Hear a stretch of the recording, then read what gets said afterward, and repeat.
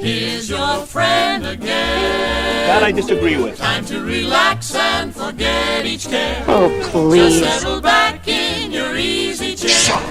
Here is entertainment for you. Oh, yeah. You'll find it so enjoyable. You gotta be kidding me. So listen to all from beginning to end, 'cause your friend The left has killed comedy in America. John Ford. is here again.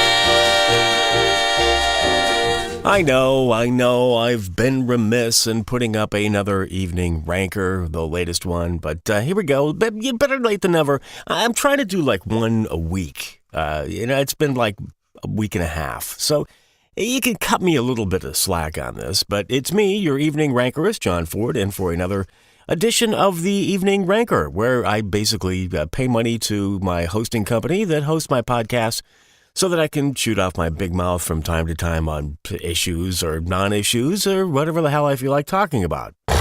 I know I'm a little behind the punch on this one, but, I'd like to talk a little bit about the Gillette, the infamous Gillette commercial. If you haven't seen it, just Google Gillette commercial and you can watch it. It's basically a commercial that the Gillette company, which I think, am I correct here? I might be, is Procter & Gamble. You may remember them from a few years ago. I think they were the company that were allegedly, behind witchcraft or something. There was some crazy conspiracy theory about that. But we're not going to talk about that. We're going to talk about their dumb commercial, which has kind of created a big fervor on the interwebber netter tubes. Because a lot of people say it's anti-men. It's another whack at the face of anti-masculinity. But whatever. It's really dumb commercial. You have to watch it if you haven't seen it yet. Go check it out and then come back. Or no, don't leave. Watch the commercial at the same time. You can do that. You can multitask. We have this new version of Windows and Linux and Mac OS, whatever. Yeah, there goes my dog again. Why is it every time I go to do one of these things, my dog starts barking? What I'd like you to do is think about imagining if they had made the Gillette commercial for women, right? As opposed to the Gillette commercial being about men. They want men to be the best they can be. I mean, could you imagine if they had made this commercial for women and it said, butch up, grow a pair, stop whining.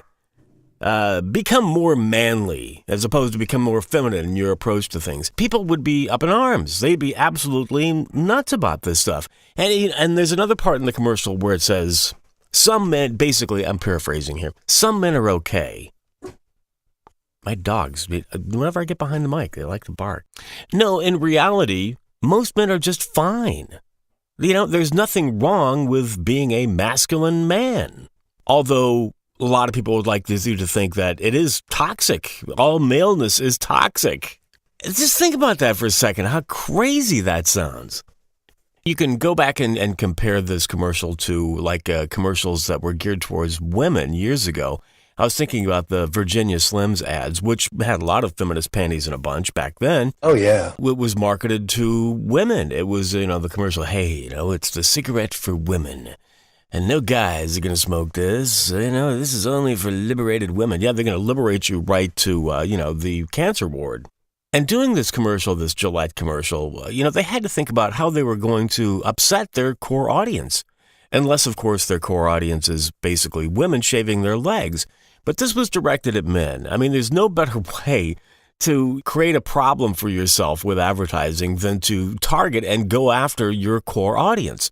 And let's face it, the concept of advertising, I used to always talk about this, coming from an advertising background in broadcasting. Sales guys would go out and try to sell your radio station, and it's going to drive traffic. It's going to get you new customers. No.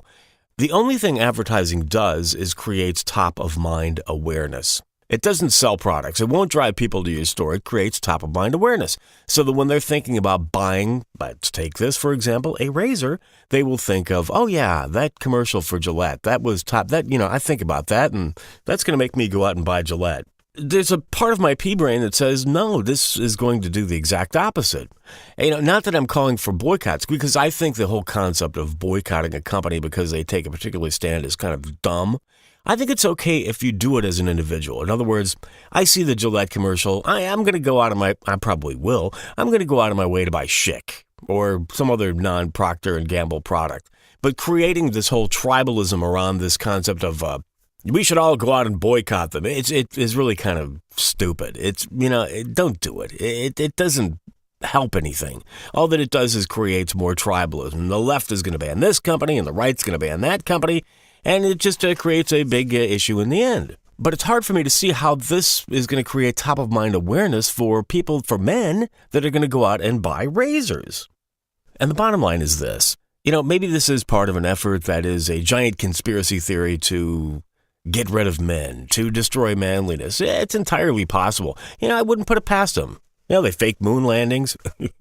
Not really. It could be. It could be a giant conspiracy.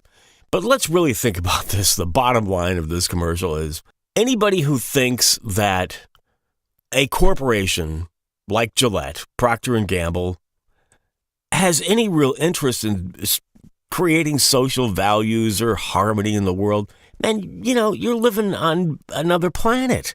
The only thing they care about is selling razors. The only thing they care about is making money for their shareholders. The only thing they care about is profits. They could care less about social justice. They could care less about making you happy, outside of the fact that maybe the razor makes you happy because it shaves good. They don't care about any of that stuff. They care about selling products and making money. So if you think that, I stand behind this company because they're socially good. No, man. It's capitalism. They care about selling products. End of story. The best way to lie is to tell the truth, carefully edited truth. JohnFord.radio. Now we'd like to turn our attention to something very serious, something that has been bothering me, just about all the days of my life. And this is something that I'm not sure if it's a conspiracy theory, if it's collusion, or just plain old bad math. And I really want to know the answer to this. And if somebody has the answer, tell me. I think this is a mystery wrapped in a riddle, confounded by an enigma. This is bigger than 42, the meaning of life, the universe, and everything. Here's what I want to know. Why do hot dogs come in packages of 6? Yet, hot dog buns come in packages of 8. Is this a big conspiracy collusion concept? It doesn't matter where you live, where you shop. Hot dogs come in packages of 6. And the buns come in packages of 8. You're a loony. Has no one thought of this before? So you end up with eating 6 hot dogs and 6 buns, and you've got 2 left over. Wow. This is why I think it might be a conspiracy. So then you have to go out and buy more hot dogs. Huh? Think about it. No. So then you've got 6 hot dogs and 2 buns. You've got to buy more buns. Now you've got not 8, but 10 buns. So you eat the other 6 hot dogs, and now you've got 4 buns left. What to do?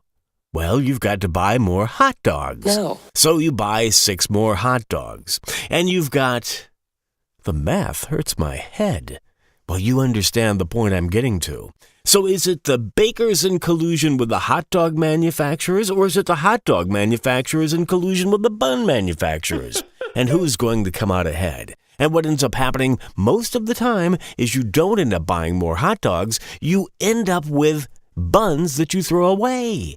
One would think that people that are involved with earth sciences, protecting the universe, protecting nature, and the nuking the whales kind of folks, that they would be saying, you shouldn't do that. You should sell hot dogs as 6 and buns as 6. So that we're not throwing away buns. We're not killing helpless little wheat plants to create more buns than we need. The supply and demand of buns and hot dogs is obviously out of control. And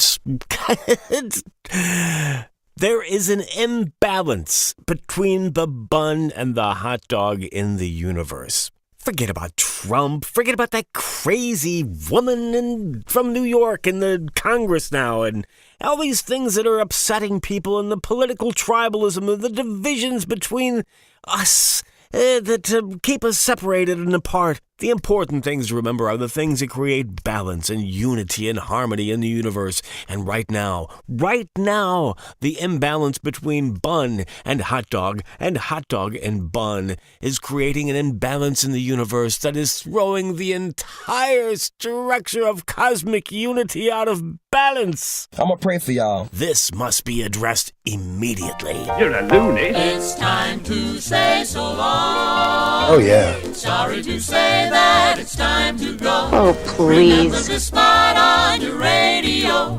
There'll be more entertainment for you that you'll find so enjoyable too.